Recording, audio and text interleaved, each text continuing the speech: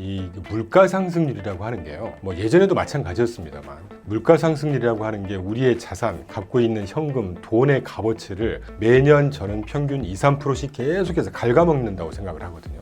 보통 우리가 은퇴를 한 60세 합니다. 근데 기대 수명이 지금 점점 늘어나고 있잖아요. 이런 말이 있습니다. 그 우스갯소리로 재수 없으면 100살까지 살아야 된다. 자, 100살까지 산다고 생각해 보시죠. 100살까지 35년에서 한 40년 동안을 얼마 안 되는 퇴직금 또는 그 값어치가 계속 인플레이션 때문에 희석되고 있는 버텨야 된다는 거예요. 안녕하세요. 저는 금융투자업계에서 한 32~3년 정도 몸담고 있는, 그리고 지금은 미국 해외 투자 전문 투자자문사를 운영하고 있는 이춘광이라고 합니다. 오늘은 노후 자산 관리를 어떻게 해야 되는 건지, 어떻게 보면 아주 당연한 얘기고, 그런데 실제 이걸 어떤 식으로 그 자산을 증식을 하거나 또는 그 생각은 많이들 하지만 실제 액션을 취하기가 사실은 우리가 타성해졌는다고 할까요? 이제 그런 분들이 의외로 많으신 것 같아서 오늘은 이제 그런 거에 대해서 조금 여러분께 자극을 드리고, 실제로 그 자산을 증식하는데 첫걸음이 그렇게 어렵지만은 않거든요. 그래서 이와 관련해서 가장 현실적인 노후 자산 관리, 제가 생각하는 최선의 방법을 좀 알려드리고자 합니다. 우리가 급여 생활을 하던 사업 소득을 하던 모은 자산을 보통 가장 안전하게 지키는 방법이 은행 예금, 정기 적금 이렇게 모아두는 방법이죠. 그런데 예전과 다르게 앞으로는 이 물가 상승률이라고 하는 게요. 뭐 예전에도 마찬가지였습니다만 물가 상승률이라고 하는 게 우리의 자산, 갖고 있는 현금, 돈의 값어치를 매년 저는 평균 2, 3%씩 계속해서 갉아먹는다고 생각을 하거든요. 이게 1, 2년, 3, 4년 이렇게 보면 별 차이가 안 날지 모르겠지만 제가 비근한 예로 렛츠비라는 커피를 자주 종종 마십니다. 한 2년 전만 해도요. 그 편의점마다 가격이 또 틀려요. 400원이었던 게 지금 1,400원입니다. 그럼 몇 배가 뜬 겁니까? 한 3배, 4배 가까이 뜬 거죠. 그만큼 과거의 400원이 지금 400원보다 값어치가 4분의 1로 쪼그라들었다는 얘기입니다. 여러분의 자산이 예금과 정기적금에 한 10년 동안 넣는다고 생각해 보십시오. 매년 물가 상승률이 3%만 잡아도요. 30%만큼 희석되는 겁니다. 가치가. 그러니까 실질 가치는 1억을 내가 은행 정기예금을 넣어놨다고 하면 10년 지난 다음에는 그게 뭐 줄잡아 한 6천만 원 정도 실질 가치로 7천만 원 정도밖에 안 돼 있는, 이런 게 정말 무서운 겁니다. 그래서 반대로 이 자산을 인플레이션을 감안한 그만큼 가치를 계속 증식하고 가치를 부여할 수 있는 이런 수단이 도처에 많아요, 지금. 그래서 그런 방법들 좀 수월하게 자산을 증식하는 방법을 좀 알려드리고자 합니다. 비근한 예로 퇴직금이 1억이라고 치잔 말이죠. 우리가 매월 뭐 용돈도 줘야 되고 공과금도 내야 되고 일반 생활도 해야 되고 커피도 한 잔 마셔야 되고 한 200만 원 정도도 좀 부족하지만 아껴서 매월 200만 원 쓴다고 하면요. 불과 4년 만에 다 소진돼 버려요. 이렇기 때문에 자산 증식의 필요성은 더할 나위 없이 점점 중요해지는 시기라는 것이죠. 근데 이게 또 왜 무서운 거냐? 보통 우리가 은퇴를 한 60세 합니다. 근데 기대 수명이 지금 점점 늘어나고 있잖아요. 이런 말이 있습니다. 그 우스갯소리로 재수 없으면 100살까지 살아야 된다. 자, 100살까지 산다고 생각해 보시죠. 평균 60에서 65세에 은퇴한 다음에 100살까지 35년에서 한 40년 동안을 얼마 안 되는 퇴직금 또는 그 값어치가 계속 인플레이션 때문에 희석되고 있는 이 자산으로 버텨야 된다는 거예요. 이거 정말 무서운 현실입니다. 노년이 됐을 때 뭐 자식들이 운이 좋아서 정말 성공을 해서 경제적으로 어느 정도 부양을 해주면 그것도 좀 버틸 수 있겠죠. 근데 저도 자식을 가진 부모이기 때문에 못할 짓 아니겠습니까? 그러면 더할 나위 없이 많든 적든 간에 이 자산의 가치를 적어도 증식을 안 된다고 하더라도 인플레이션만큼은 유지를 할 수 있는 방안이 강구가 돼야 된다. 이런 대명제가 정말 중요하게 다가옵니다, 저한테는. 그래서 생각을 해보니까 흔히들 우리가 정년퇴직 이후에 자산을 지키거나 증식하는데 가장 많이 평균적으로 선택하는 방법이라는 게 처음 이제 연금이 있겠죠. 그 다음에는 원룸이라든가 소형 부동산에 투자해서 뭐 월세를 받는다든가 임대료를 받는 방법, 그리고 가장 많이 쓰는 방법 은행 예금을 묵혀두고 1년 동안 또는 정기예금 하면 이자는 조금 더 나오니까 하나 더 소개드리죠. 일부 주식 투자를 하면서 배당이 연 뭐 4%에서 8%, 10% 많이 나오는 종목들을 골라서 배당을 투자하는 방법. 그나마 이 배당주에 투자하는 방법은 조금 더 현실성이 있다고 생각을 합니다. 반면에 방금 이 직전에 소개해드렸던 예금이나 적금 같은 경우는 제가 누차 강조드리지만 인플레이션에 직격탄을 맞아요. 정기에 적금 많아봐야 시중은행 대비해서 저축은행 같은 경우가 이자를 좀 더 줍니다. 최근에 알아보니까 그나마도 이자도 많이 안 줍니다. 생각보다. 뭐 특판예금에서 한 5%, 4% 나올 때가 있었는데 평균 한 3.5%, 3% 돼요. 시중은행들이 2%, 2.5%도 안 됩니다. 그런데 매년 인플레이션, 물가 상승률은 평균 2에서 3% 이상을 호가한단 말이에요. 그러면 위험성이 좀 있는 저축은행들, 이자 한 1, 2% 더 주는 이런 데다가 맡겨놔도 그 이자만 1년 3% 잡아도 인플레이션으로 그 이자가 다 날아간다는 얘기입니다. 이런 현실이라는 것이죠. 그래서 방금 말씀드린 한 4가지 방법 중에 배당주 투자 정도를 제외하면 내 자산이 계속 줄어드는 구조라는 것이에요. 좀 받아들이시기 힘드실 수도 있겠지만 이게 금융시장을 우리가 뗄래야 뗄 수 없이 살고 있는 자본주의 또는 금융의 어떤 영향을 받지 않을 수 없는 우리 투자자들, 개인들의 현실이라는 겁니다. 그래서 단기적으로는 괜찮아 보일지는 몰라도 이런 식의 방법으로 노후 자산을 관리를 하게 되면 오래가지 못합니다. 그래서 자산이 언제까지나 지켜지지 않는 거, 점점 줄어드는 방법, 이런 자산 관리 방법이 얼마나 오래 버틸 수가 있겠냐는 얘기죠.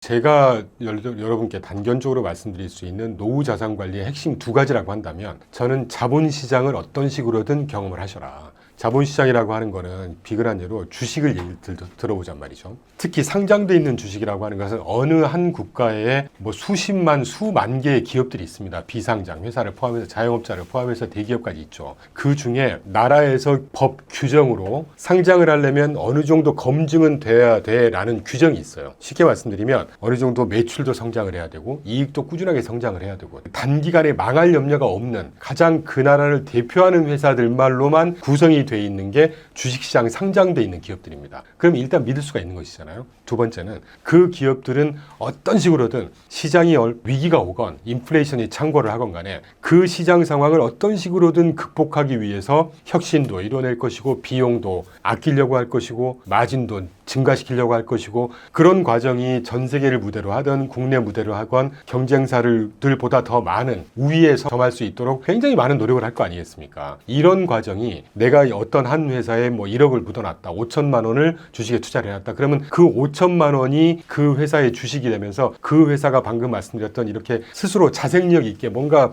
헤쳐나가려고 하고 인플레이션을 해지하려고 하는 이런 다양한 과정에 노출이 된다는 것입니다. 다시 말씀드리면 간접적으로 우리가 혜택을 본다는 것이죠. 자, 그러면 그런 과정이라는 게 말이 쉬운 거지. 내가 아무 경험도 없고 우리나라만 해도 2,800개 주식이 있고 미국만 해도 4,800개 종목인데 이걸 어떻게 내가 고르겠니? 그래서 이런 유튜브 채널이나 방송이나 보시고 저 친구의 말은 좀 믿을만 하겠구나 라든 이런 판단이 되실 거란 말이에요. 또 만나보고 질문도 해보시고 또 다양한 방송을 여기저기서 이렇게 크로스체크를 해보시면 어떤 사람들의 말이 시각각 변하는지 어떤 원칙이나 철학이 있는 바탕에서 뭔가 의견을 피력을 하는지 이런 것들이 판단이 되실 거란 말이에요. 그래서 그런 과정을 통해서 전문가를 선택을 하고 꼭 전문가도 한두 사람만 선택할 필요가 없습니다. 내가 5천만 원을 갖고 있다. 그러면 그 전문가들이 판매하고 있는 상품이라든가 안내를 하고 있는 어떤 자문 상품이라든가 이런 것들이 소규모 그 가입 금액이 낮을 수가 있기 때문에 2-3개의 전문가 회사 또는 이런 회사들을 충분히 선택하실 수가 있어요. 또는 그걸 또 간접적으로 도와드리는 게 증권사의 PB한테 가서 이런 도움을 청하시면 충분히 안내해 드릴 수 있는 또는 간접적으로 여러분의 부족한 부분을 채워드릴 수 있는 자본시장의 인프라가 충분히 저는 부족하지 않다고 생각합니다. 그래서 이 2가지 정도를 항상 머리에 담아두시고 자산을 증식할 수 있는 어떤 액션을 하루빨리 좀 취하시는 게 그리고 누차 제가 강조드렸던 그 수단 중에 가장 좋은 쉽고 편안하고 투명한 방법이 ETF더라. 그래서 ETF를 단돈 10만 원이건 5만 원 갖고도 개별 한 종목을 충분히 사실 수가 있습니다. 그래서 수익에 상관없이 5만 원 정도니까 수업료라고 생각하시면 되는 거잖아요. 그래서 실제 한번 경험을 일단 시작을 해보셔라. 이런 말씀을 좀 드리고 싶네요. 그리고 가장 중요한 것은 분산, 조금 더 어렵게 표현드리면 자산군을 배분하는, 그래서 포트폴리오를 다양한 자산에 섞는 방법. 그리고 또 하나는 내가 아무리 모르고 전문가가 있다고 해도 여러분께서 직접 공부하셔야죠. 그 정도 공부 안 하시고 내 자산을 지키고 증식한다? 이건 어불성설입니다. 지금 저도 50 중반을 향해 달려가고 있고 자문사를 차려서 지금 창립을 해서 하고 있지만 매일 아침에 출근해서 외국 보고서, 국내 보고서 한 30개에서 50개 보고서를 항상 읽습니다. 그래서 시장을 항상 팔로우하고 어디서 듣는 소식이 저게 허수인지 근거 없는 소리인지를 구분해낼 수 있을 정도의 식견은 있어야 될 거 아니겠습니까? 기본적으로 공부를 좀 하셔야 된다. 실제 이제 여러분께서 경험을 시작하실 때 제가 누차 지금 계속해서 강조드리는 게 ETF를 계속 제가 언급을 드리잖아요. ETF가 왜 좋은 거냐면 우리가 투자를 할 때 가장 손쉽게 할 수 있는 방법이 이를테면 삼성전자 한 종목을 사는 거죠. 주식 한 종목 사는 겁니다. 근데 삼성전자 종목 하나는 우리나라 대표 종목이니까 망하게 하겠어 이런 생각을 하시죠. 시장에서는요 굉장히 다양한 사건이 비일비재합니다. 이번 삼성전자가 5년 있다 10년 있다 망할지 아무도 모르는 거예요. 그렇기 때문에 달걀을 한 바구니에 담지 말라라고 하는 거예요. 그래서 분산을 해야 된다는 거고, 아까 표현드린 대로 이걸 조금 어렵게 표현하면 자산 배분을 하시라는 거죠. 주식도 하나보다는 5개, 주식만 갖고 다양하게 늘리는 것보다는 주식 한 5개 종목 갖고 있었다면 채권 또는 부동산, 헤지펀드 이런 것들을 조금 섞으면 시장이 다양하게 업앤다운을 올라갔다 떨어졌다를 할 때 이 다양한 자산군의 움직임이 서로 다 틀립니다. 이게 오히려 부정적으로 느끼실 수도 있겠지만 저는 오히려 이게 긍정적인 효과가 분명히 있을 거라고 보고, 실제 제가 33년 동안 경험한 바가 그렇고 지금도 그런 효과를 톡톡히 누리고 있어요. 주식이 빠질 때 채권이나 이 헤지펀드라든가 실물 자산은 또 오르고, 뭐 이런 식의 어떤 이 변동성을 자연스럽게 자산을 배분하다 보면 이 오르고 내리고의 폭을 자연스럽게 줄여주는 효과가 있다는 것이죠. 그런 배분의 효과를 차라리 느끼시는, 그리고 그렇게 하기 가장 좋은 수단이 ETF입니다. ETF는요 다양한 투자 전략 자산군을 한꺼번에 한 ETF에서 전문적으로만 알아서 투자를 해줍니다. 그러니까 다양한 자산군 5개를 선택을 하고 싶다. 예를 들면 주식, 채권, 인프라, 부동산, 헤지펀드 이 5개를 하고 싶다 그러면 이 대표되는 ETF만 하나씩 골라서 5개 종목만 딱 담으면 되는 거예요. 그렇게 되면 ETF 하나는 적을 때는 50개, 많을 때는 수천 개씩의 종목을 갖고 있습니다. 수천 개의 종목을 갖고 있는 ETF를 단돈 5만 원, 10만 원으로 한 종목씩 투자할 수가 있는 거예요. 분산 투자가 자연스럽게 이루어집니다. 그래서 이 수백 개, 수천 개씩을 갖고 있는 ETF 5개를 내 포트폴리오에 담는다. 이러면 종목 개수로만 보면 거의 수천 개, 수만 개에 달할 수가 있죠. 그러니까 수백 개 중에 종목 하나가 뭐 하한가가 간들, 상장 폐지가 된다 한들 내 포트폴리오에 어떤 큰 영향이 있겠냔 말이죠. 이게 분산 투자, 자산 배분의 아주 중요한 효과 중에 하나입니다. 그래서 이런 식의 투자를 좀 실행을 해보시고 ETF를 통해서 자연스럽게 분산 효과를 누리시면서 내 포트폴리오의 안정성을 좀 확보하시는 방법으로 투자의 첫걸음을 떼시면 어떨까 하는 생각이 들어요. 그리고 마지막으로 가장 중요하다고도 볼 수 있는 이 우리가 마음가짐, 투자를 대하는 자세가 어때야 되느냐. 사실 정답은 없습니다. 그런데 제 짧은 경험에 미루어 여러분께 꼭 드리고 싶은 말씀은 이 하루하루 주식의 등락, 수익률의 등락에 너무 일희일비하지 마시라는 거죠. 우리가 투자와 투기가 다른 거는요.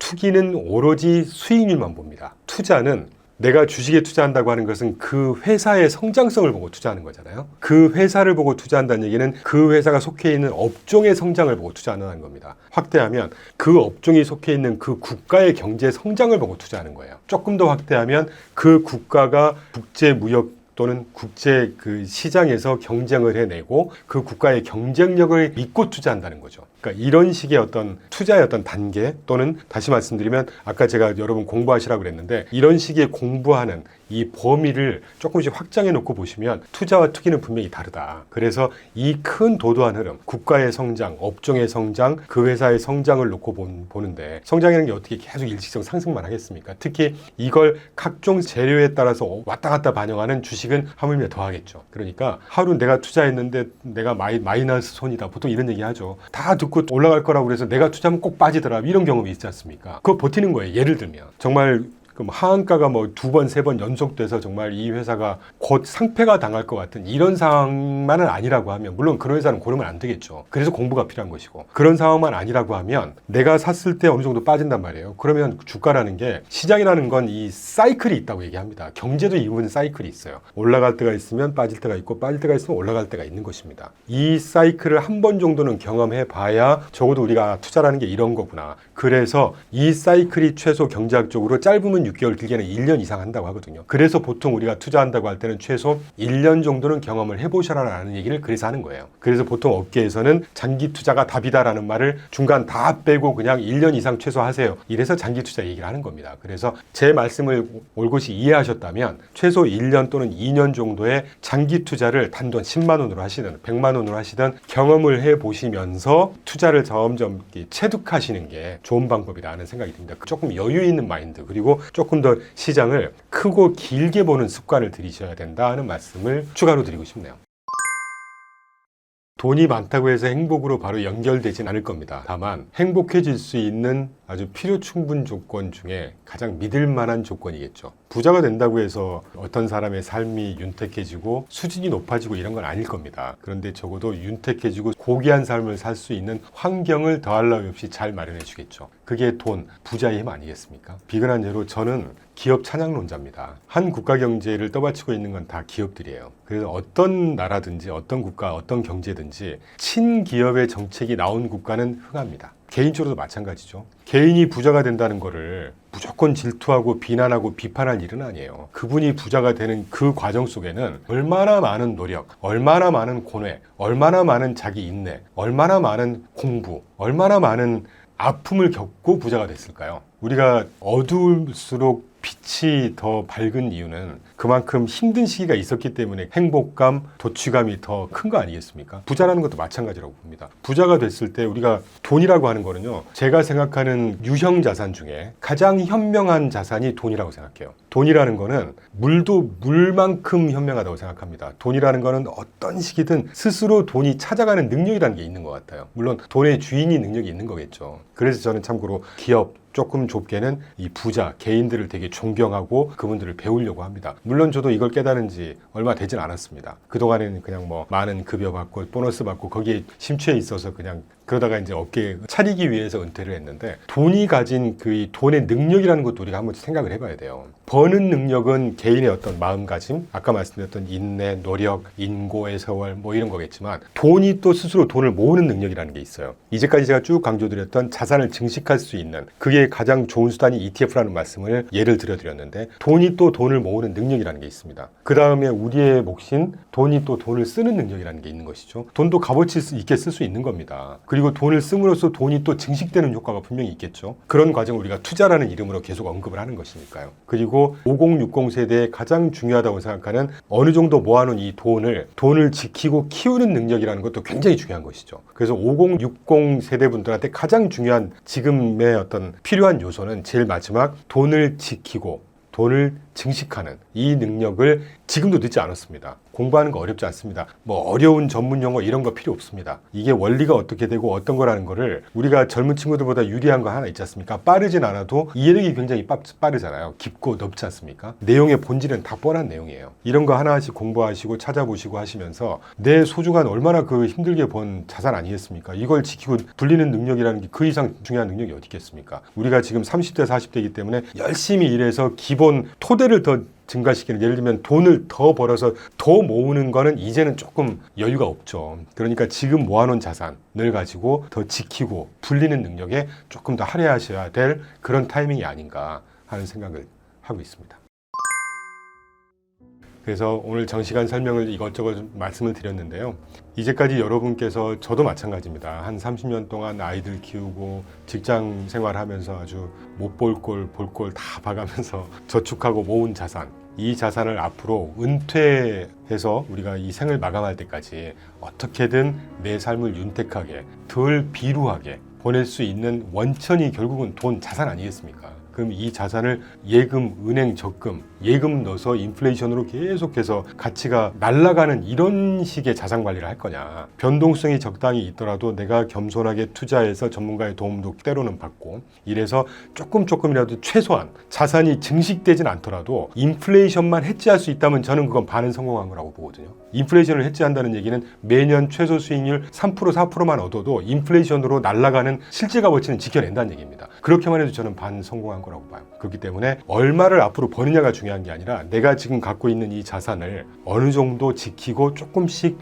증식하느냐, 이게 정말 중요하다는 말씀을 다시 한번 강조드리고, 그렇게 하기 위해서 일부 뭐 10만 원이건 100만 원이건 일단 여러분께서 공부해서 선택한 ETF를 갖고 최소 6개월에서 1년 정도 한번 선수학습을 해보시라는 거죠. 그러면서 업 앤 다운, 횡보 이런 한 사이클을 경험을 하신 다음에 그때 전문가의 도움을 받으시던 또 공부를 계속 하셔서 뭐 기업의 어떤 분석하는 기본 원리, 사실 기업 분석하는 거 어려운 거 아니거든요. 그런 공부를 하시면서 아, 내가 어느 정도 이제 식견이 좀 생겼다라고 하실 때 그때 100만 원이었던 걸 뭐 1000만 원, 2000만 원 조금씩 늘려가시면서 매년 우리나라 성장률 또는 내가 선택한 성장 그 지역 국가가 매년 5% 성장을 한다면 5%보다는 전문가의 프리미엄 한 5% 정도 더 10에서 15%만 내도 나는 충분해라는 이런 마인드를 갖고 접근하시면서 매년 쉽게 표현드려서 아까도 소개드렸는데 인플레이션 한 3%라고 한다면요, 매년 5%씩만 수익을 내도 성공하는 겁니다. 인플레이션으로 날아가는 실질 가치를 방어하는 거거든요. 이런 식의 적당한 욕심을 가지시고 조금씩 이제부터 시작을 하셔라 라는 말씀을 드리고, 그리고 조금 더 윤택한 여유 있는, 부자로는 살 수는 없겠죠, 모두가. 그렇지만 정말 비루하고 힘들고 항상 마음 졸이는 이런 노후는 그래도 좀 우리가 지금부터 투자를 함으로써 어느 정도 기반을 마련할 수 있지 않을까. 그런 면에서 지금 당장 소액으로라도 투자를 꼭 경험해 보시기를 추천을 드린다는 말씀으로 오늘 말씀을 마치겠습니다. 감사합니다.